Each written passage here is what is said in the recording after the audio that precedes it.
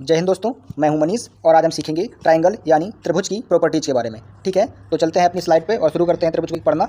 ठीक है, तो हम आ गए हैं अपनी स्लाइड पर और यहाँ पे सबसे पहले इसकी डेफिनेशन लिखी हुई है, तो इसको हम पढ़ना शुरू करते हैं। तो यहाँ पे दिया गया है कि 3 रेखाखंडों से बंद आकृति त्रिभुज कहलाती है। त्रिभुज के सभी अंतःकोणों का योग 180 होता है तथा त्रिभुज की किन्हीं 2 भुजाओं का योग तीसरी से हमेशा ज़्यादा होता है। अच्छा, इसको एक बार समझते हैं अच्छे से। सबसे पहले इसने कहा है कि बंद आकृति यानी 3 भुजाओं से एक आकृति ऐसी हो जो बंद हो। ऐसा नहीं कि 3 भुजाएं हैं और आकृति वो खुली हुई है, तो आकृति पहले तो बंद होनी चाहिए। ठीक है, इस तरह जैसे ये भुजा है और ये भुजा है, तीसरी भुजा इसको बंद करनी चाहिए। ये नहीं से आपने खोल दिया तो आपका ट्रायंगल नहीं बनेगा। ठीक है, तो सबसे पहले तो आकृति बंद होनी चाहिए और 3 भुजाएं होनी चाहिए। आगे लिखा है इसके अंतःकोणों का योग 180 होता है। अंतःकोण का मतलब जो अंदर साइड के ये कोण हैं, ये वाले, इन तीनों कोणों का योग 180 होता है। ठीक है, और थर्ड पॉइंट लिखा है यहाँ पे, किन्हीं 2 भुजाओं का योग तीसरी से हमेशा ज़्यादा होता है। इसका मतलब क्या हुआ? इसका मतलब देखते हैं कि जैसे ये कह रहा है कि ये पहली भुजा है, मान लेते पहली भुजा है 4, दूसरी भुजा है ये 3, तो तीसरी जो भुजा है इसका मान इन दोनों के योग से हमेशा कम होना चाहिए, या फिर यूँ कहें कि इन दोनों का योग इस तीसरी भुजा से हमेशा ज़्यादा होना चाहिए। जैसे अगर इसका मान हम 5 रखते हैं तब तो ये ट्रायंगल बनेगा, लेकिन अगर इसका मान हम 7 से ज़्यादा रखते हैं, 8 रखते हैं या 7 रखते हैं, तो ये ट्रायंगल नहीं बनेगा। ठीक है, आगे पढ़ते हैं। आगे दिया गया है परिमाप। परिमाप को हमने पिछली कक्षाओं में आपको बताया है कि परिमाप का मतलब होता है बाउंड्री। बाउंड्री का मतलब जो किनारे सीमा होती है। जैसे कि आपका घर है तो घर की जो बाउंड्री होती है तो घर का परिमाप हो जाता है। जो खेत है, खेत की जो मेड़ होती है उसको अगर हम नापेंगे चारों तरफ से तो वो खेत का परिमाप हो जाएगा। इसी तरीके से कोई आयत है तो आयत की चारों भुजाओं को नापेंगे तो आयत का परिमाप हो जाएगा। ठीक इसी तरह त्रिभुज, तो त्रिभुज की तीनों भुजाओं की लंबाइयों को हम जोड़ेंगे तो वो त्रिभुज का परिमाप निकल आएगा। ठीक है, तो जैसे यहाँ पे एक भुजा है 4, दूसरी भुजा है 3 और तीसरी भुजा है 5, इन सबको जोड़ेंगे यानी 4, 3, 7 और 7, 5, 12, तो यहाँ पे इस त्रिभुज का परिमाप 12 आ जाएगा। ठीक है, अगला पॉइंट है आपका एरिया यानी क्षेत्रफल। क्षेत्रफल निकालने के लिए यहाँ पे आपको 2 चीज़ें दी गई हैं। पहला दिया है आधार गुणा ऊंचाई बटे 2 या हीरो फार्मूला। अभी हम पढ़ते हैं पहले पॉइंट को कि इसको कैसे यूज करते हैं। ठीक है, चलो एक हम यहाँ पे ट्रायंगल बनाते हैं। जैसे कि हमने ट्रायंगल बनाया कि और इसकी भुजाएं मान लेते हैं कि एक भुजा है आपकी 4, दूसरी भुजा है आपकी 3 और ये भुजा है 5। ठीक है, अब इसका मुझे एरिया निकालना है। तो ये कह रहा है कि आधार कितना है? आधार हमेशा जो होता है बेस, आधार का मतलब होता है बेस, नीचे वाली भुजा को आधार कहते हैं। ठीक है, तो आधार हमारा है 3, तो यहाँ पे लिखते हैं हम आधार अपना 3 लिख लेते हैं। ठीक है, आधार हमारा 3 है, चलो हम यहाँ 3 ले लेते हैं, 3। इसके बाद ऊंचाई, इस त्रिभुज की ऊंचाई इसमें कितनी है? इस त्रिभुज की ऊंचाई यहाँ पे हमारे पास 4 है, तो हम 4 को ले लेते हैं। तो आधार गुणा ऊंचाई, ठीक है, और बटे क्या करना है? 2 करना है। ठीक है, अब ये 2 से इस 4 को काट दीजिए दो बार में, और 3 दूनी 6, तो यहाँ पे क्या आ जाएगा? 6 वर्ग मीटर आपका आ जाएगा एरिया। ठीक है, यहाँ पे आपका एरिया क्या आ गया? 6 वर्ग मीटर। ठीक है, तो हम इसको यूज करना सीख गए हैं कि कैसे यूज करेंगे इसको। ठीक है, तो ये हमारा 6 वर्ग मीटर आ गया। अब बढ़ते हैं अगली स्लाइड पर। ठीक है, यहाँ पर दिया गया है त्रिभुज के प्रकार। तो आइए हम जानते हैं त्रिभुज कितने प्रकार के होते हैं। ठीक है, तो सबसे पहले हम बनाते हैं एक त्रिभुज। देखिए, त्रिभुज में आपकी 3 भुजाएं होती हैं। ठीक है, अब इन भुजाओं के आधार पर आप त्रिभुजों को बांट सकते हैं। कैसे? देखिए, अगर ये सारी भुजाएं आपकी बराबर हों तो आपका हो जाएगा समबाहु त्रिभुज। समबाहु का मतलब सभी भुजाएं कैसी हैं? समान हैं, तो ये क्या हो जाएगा? समबाहु त्रिभुज हो जाएगा। ठीक है, यदि इसमें आपकी 2 भुजाएं एक समान है, तीसरी समान नहीं है, तो आप कह सकते हैं समद्विबाहु, यानी कि हमारी 2 भुजाएं कैसी हैं? 2 भुजाएं समान हैं। ठीक है, तो आप कह सकते हैं समद्विबाहु। ठीक है, तो आप समद्विबाहु कह सकते हैं कि हमारा वो समद्विबाहु हो गया। ठीक है, यदि आपकी कोई भी भुजा समान नहीं है, सारी भुजाएं अलग अलग हैं, तो आप कह सकते हैं कि विषमबाहु। ठीक है, तो आप बोल सकते हैं विषमबाहु है त्रिभुज हमारा। ठीक है, ये तो ये हो गया। और हम कोण के आधार पर त्रिभुज को बांट सकते हैं। कैसे? तो देखिए, यदि आपका त्रिभुज में एक कोण समकोण है तो आप कह सकते हैं कि हमारा समकोण त्रिभुज हो गया। ठीक है, तो आप कह सकते हैं कि हमारा समकोण त्रिभुज हो गया। ठीक है, और यदि आपकी 2 भुजाएं भी समान हैं, जैसे ये समान है और ये भी बराबर है और फिर भी 90 डिग्री है, तो आप कह सकते हैं कि हमारा जो त्रिभुज है वो त्रिभुज समद्विबाहु समकोण हो गया। समद्विबाहु क्यों? क्योंकि हमारी 2 भुजा समान हैं, तो एक तो कह सकते हैं समद्विबाहु है और साथ ही साथ आपका क्या है? साथ ही साथ आपका समकोण भी है, तो आप कह सकते हैं समद्विबाहु समकोण त्रिभुज। ठीक है, तो इस तरीके से हम त्रिभुजों को बांट सकते हैं। ठीक है, तो हम ये सीख गए टाइप्स ऑफ त्रिभुज। अब हम पढ़ेंगे एक एक करके सारे त्रिभुजों को हम जानेंगे। ठीक है, तो अगली स्लाइड पर चलते हैं हम अपनी और पढ़ते हैं किसी एक त्रिभुज को। ठीक है, तो चलते हैं अगली स्लाइड पर। तो यहाँ हम अपनी स्लाइड पर आ गए हैं और यहाँ पे हमारे पास हेडिंग है समकोण त्रिभुज। चलिए यहाँ पढ़ते हैं समकोण त्रिभुज को। सबसे पहले एक हम त्रिभुज बना लेते हैं अपना। ठीक है, तो यहाँ पे अपना त्रिभुज बना लेते हैं। ये हमने अपना एक त्रिभुज बना लिया। ठीक है, यहाँ पे ये भुजा आ गई आपकी ए, ये बी और ये सी। ठीक है, यहाँ पे जो ए सी आपकी भुजा है ये कड़ कहलाती है, इसको कहते हैं कड़। और जो बी सी भुजा है ये आपकी आधार कहलाती है। ठीक है, ये हो गई आपकी आधार। और जो यहाँ पे ए बी भुजा है ये आपकी लंब कहलाती है। ठीक है, ये आपकी हो गई लंब। चलिए अब पढ़ते हैं।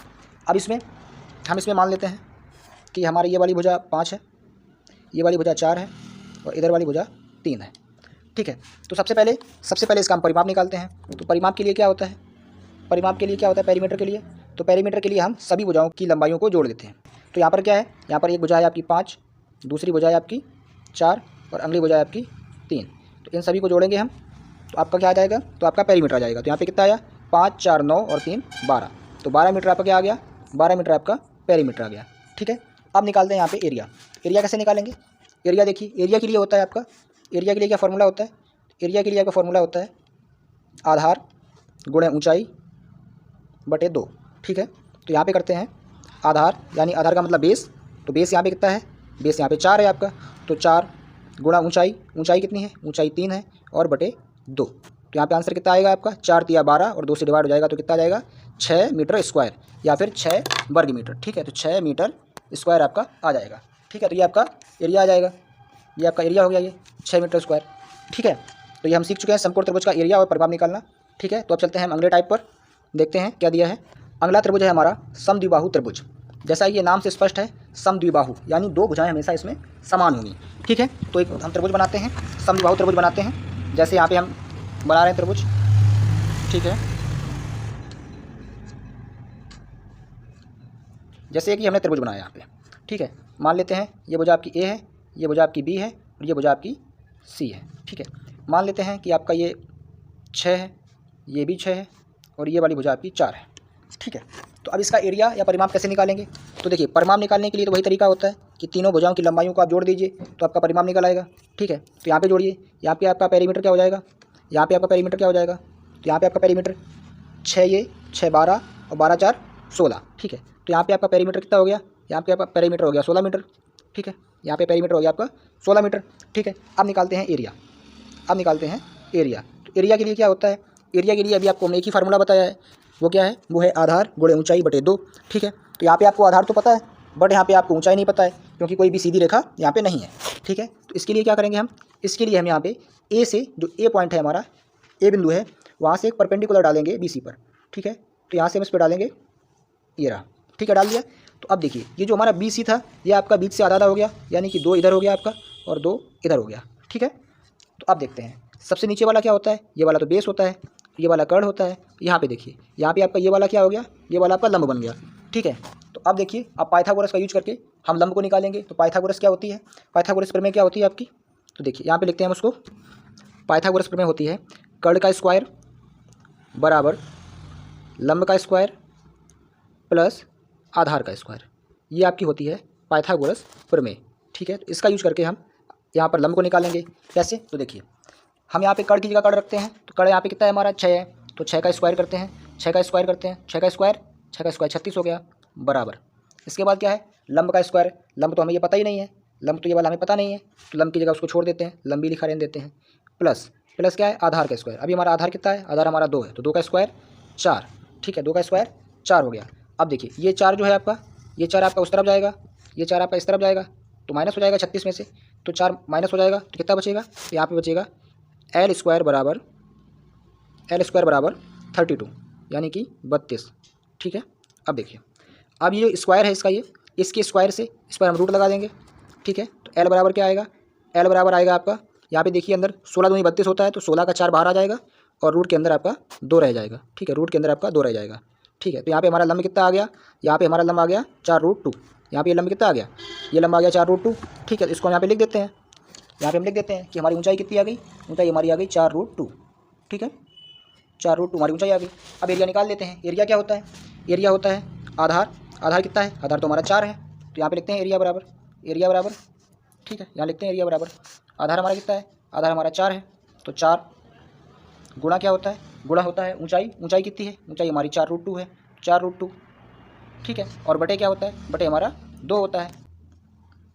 अब देखिए, यहाँ 2 से इसको काट देते हैं, 2 दूनी 4 और यहाँ पे आंसर कितना आ जाएगा आपका, 4 दूनी 8 यानी कि 8√2। तो हमारा आंसर क्या आ गया, हमारा आंसर आ गया 8√2। ठीक है, ये हमारा आंसर हो गया, एरिया निकल आया हमारा।